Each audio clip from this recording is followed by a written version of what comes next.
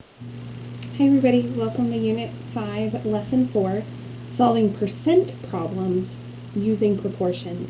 So percents are probably one of my favorite things when it comes to math because we use them so often. So how I learned percents growing up was actually shopping with my mom and my grandma and them teaching me how to find sales and how to calculate the percentages and stuff like that.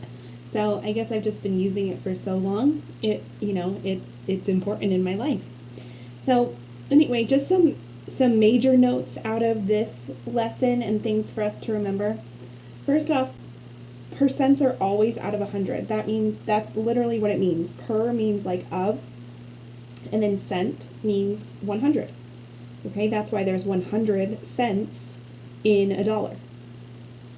You can find 10% of a number by moving the decimal one place to the left, so that's helpful when you're finding like sale prices. Like if something's 20% off, you can find 10% and then double it, okay?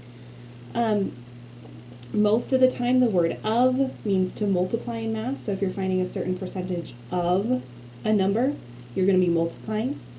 And then we have a couple equations here as well. So if we're finding the percent change, you would take the new value minus the old value, divided by the old value, and then multiply that by the 100%.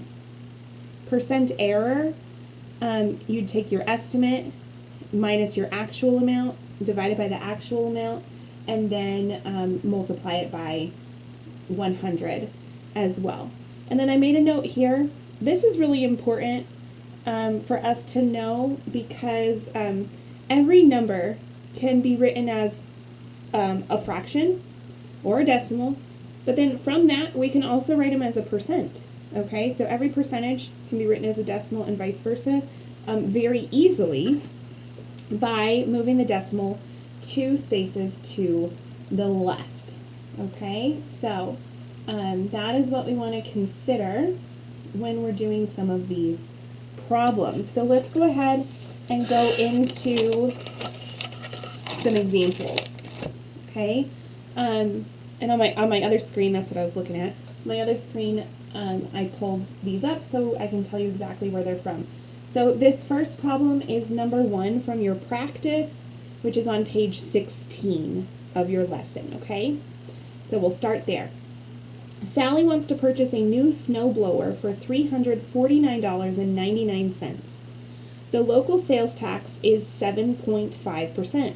How much sales tax will she have to pay? Okay, so, and then it does add in there also round your answer to the nearest hundredth, and that's because money goes to the hundredths place. All right, so with this, I'm going to use my calculator on this. And let's see, so, and did you know there's actually a science behind this and like people's habits? By putting 99 cents, people are actually more likely to buy it instead of having it say $350. They feel like they're getting a better deal. Just thought that was interesting. So to solve this, let's see, actually before I get my calculator out, first, 7.5%. If we want to multiply that by the dollar amount, which is how you're going to find 7.5%. So 7.5% of $349.99. Well, we need to convert this to a decimal, and if you remember from that page I just showed you, we convert this to a decimal by moving our decimal point 2 spaces to the left. That's the same thing as like dividing by 100. Okay, so then I'm left with 0.075. Of means to multiply, and then we have 349.99. Okay, so this is what I'm actually going to be putting into my calculator. Okay, so in order to actually solve percent problems like this, first we have to convert them to decimals. So, and then, so we can just say 0.075 times 349.99. Okay, it gave us a big long number, right? But we can round it. We're going to round it to the nearest hundredths place, which is this place value here where that 4 is, because that's what we use in money, right? We go to the hundredths place. So the final answer would be $26. And then to round this, I'm going to look to the right of the 4. That's a 9, right? Since that's a 5 or higher, the 4 becomes a 5, and everything else gets left off. Okay? So the tax amount for this, what was it? A snowblower, okay, would be $26.25. So she doesn't get to just pay the $349.99. She has to pay that plus this in order to actually take it out of the store. Okay? But the final question didn't ask what is her total price. It only asked how much sales tax will she have to pay. And that's our answer. Okay? So, I think you only have to put in the dollar amount. The dollar sign is already in there for you. Number 2. Let me see. This is number 4. This is number 4 on your practice. So again, we're on page 16 of your lesson, and this is number 4. A photo club would like to raise money for a local health organization by selling popcorn. The club predicts they need to sell 250 bags of popcorn to reach their goal. They ended up selling 266 bags and met their goal. What is the percent error? Okay, so the percent error meaning they took an estimate, the actual amount was different. Let's see, what is the percentage of that difference between the estimate and the actual? So to find it, let me go back to that original page. We're looking for percent error. Well, that's this here. We're going to take the estimate, subtract the actual, divide it by the actual, and then multiply it by 100. Okay? I just drew on my desk. I'm going to get that off. There we go. Okay, so, oh my goodness, I got to make sure I get it correct. Estimate minus actual. So the estimate was our 250. Actual was 266. So we're going to take the estimate minus the actual divided by the actual and multiply it by 100. Okay? So, and you can use your calculator for this, and you might notice that 250 minus 266, that's going to give us a negative number, right? So within this problem, let me get those side by side. I'm going to do this operation first. 250 minus 266 gives me negative 16. Okay? So let me write that down so that way you can track my steps. So all of that is equal to now negative 16 over 266 times the 100%. So next I'm going to divide by 266. Okay?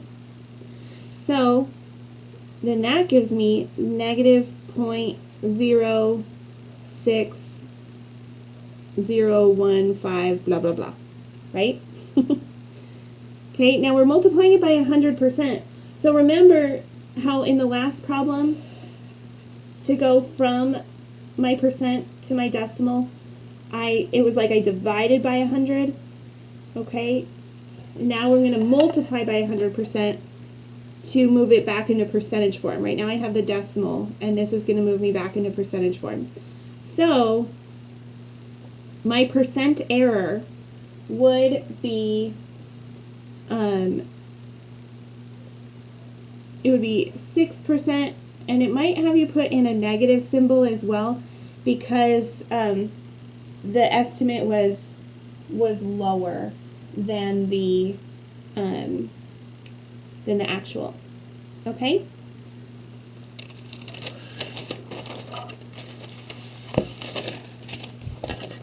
Okay. Number 3, and this is number 3 from your quick check. as well. So this will give you credit on that, so make sure that you write it down. A university football stadium has 81,500 seats. The stadium is at full capacity on game day. Layla believes only 79,000 seats are occupied. Find the percent error, round to the nearest hundred. And I guess we should have left the negative sign off of the other one. I think just like the percent error, that's just almost like absolute value, where that's the amount of error was by 6%. Okay, so let's see here. So we're using the same formula for percent error, right? So we took, and I want to make sure I get this right, estimate minus the actual. So here's her estimate, right? She estimated at 79,000.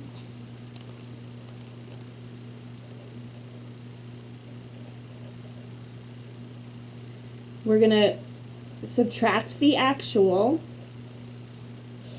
divide it by the actual, and then multiply it by the 100%. Okay?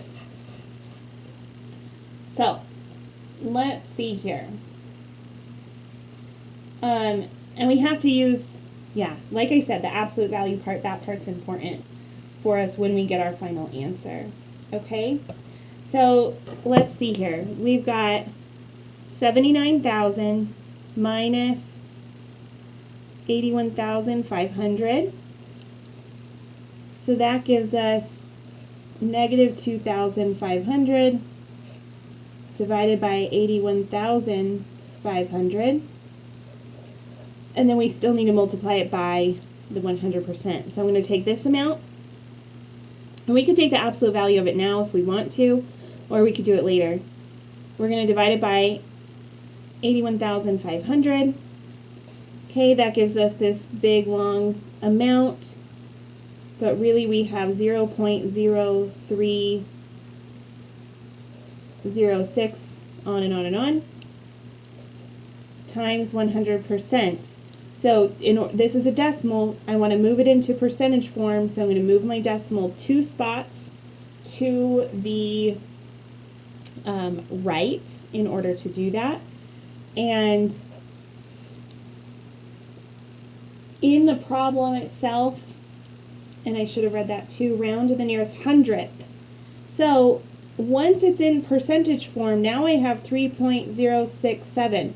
Well, if I'm rounding to the hundredths place, that's where the 6 is. I'm going to look to the right of it, and since this is 5 or higher, the 6 is going to get bumped up 1, giving me a percent error of 3.07%. Okay? So, I hope this helps. As long as you're using that formula and the absolute value, you should be good to go. And as always, reach out if you need more.